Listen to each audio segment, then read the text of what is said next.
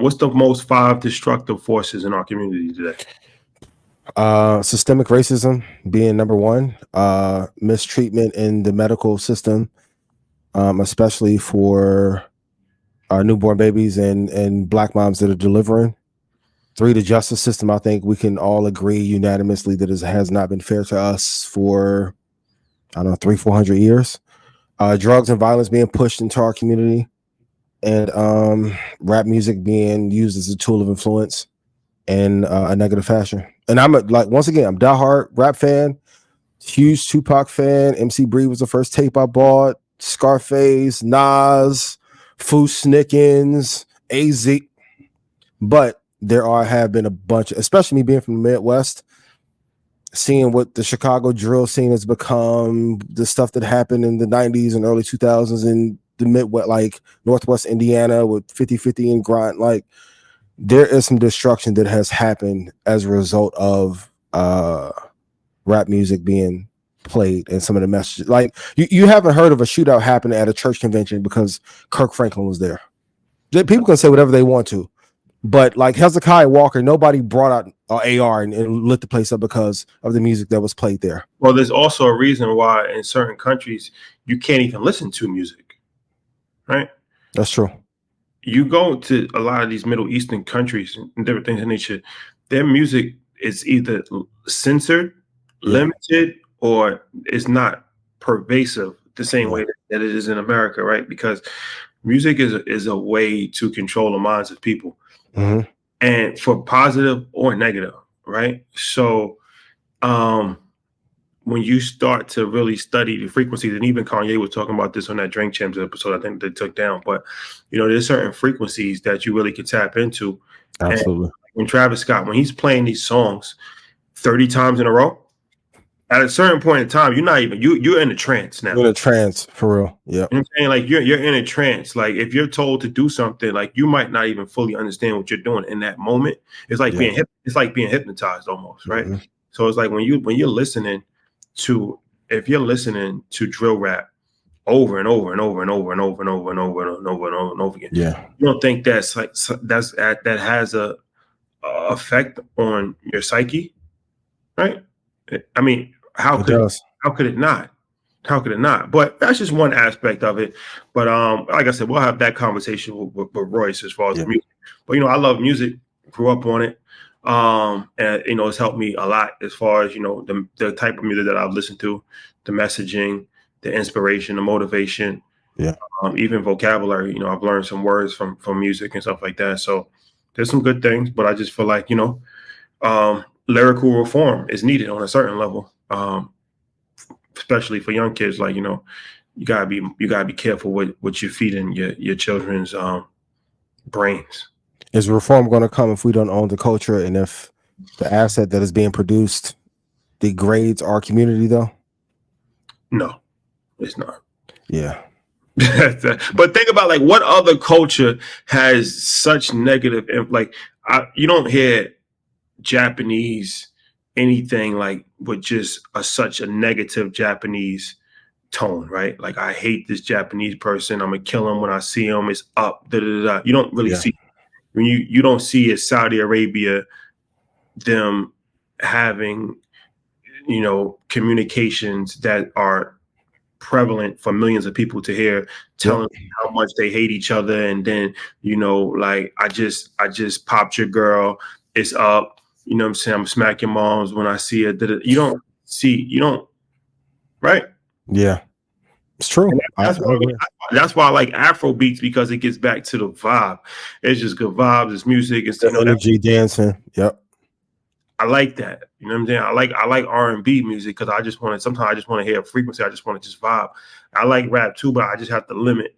I have to limit how much rap I'm listening to, or the type of rap that I'm listening to, because after a while, like it's just like it kind of lowers my whole frequency. My whole vibe just kind of like gets brought down sometimes. You see, Dame, Patrick Bet David talked about that rap has been taken over by COINTELPRO. Dame Dash said this? Yeah. I mean, he would know. He was one of the biggest labels of all time. Yeah.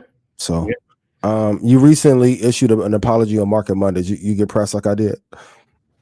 About the girl situation. Yeah. Well, it's one of these things that went viral when I said that the young lady had asked me for rent and I didn't give it to her and I blocked it. A lot of people felt a certain way about it, but I don't think that they fully understood the whole story. There was more to it, right? Wasn't the first time that she had asked for money. Like, she was in Asia a few weeks prior to that, and Black China? No, I'm joking. and asked me for money to get home. I don't know how you get to Asia and don't have enough money to get home. I don't Maybe know who she went with got mad and put her out. I don't know how you plan on moving, but it's like I apologize if I offended anybody, but I'm never going to be a sucker. That is not.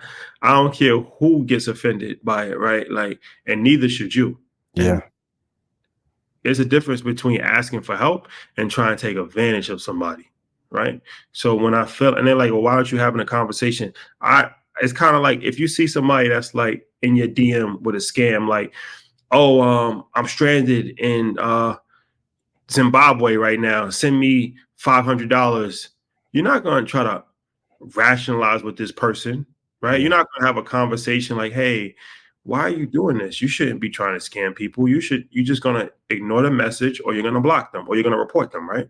So yep. I'm not going to, once I've identified that somebody thinks that I'm stupid, or they think that I'm a sucker. Yep. And they're trying to actively scam me, I'm not going to have a conversation with this person. For what? Yeah. I'm not going to try to rationalize and explain to her why. No, I'm also not going to curse her out. I'm not going to call the police on her. Yeah, because you're not mad at the hustle, but you can't fall for it. I respect your scam, but it's not on me. Yeah. You could try it on somebody else, and if they go for it, then hey, all power to you. But I'm not going to waste my time having a conversation with somebody who I've identified as a scammer, right? I'm just going to block you. So that was triggering for a lot of women, but I think that, like I said, I didn't think that they had a full perspective on it.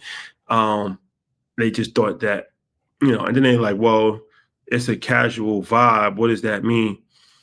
Well, it means just that I'm not obligated to give anybody money, right? Just like you're not obligated to be a casual vibe. If you don't want to be a casual vibe, you don't have to. You have to be. Vibe. It's just that. It's just that. It's just remove yourself. Yeah. I mean, and this other part about it sucks about amassing wealth or being known. How many times do you have people who ask you for money? And I've said it before, they wouldn't do anything for Nas if you begged them to do it.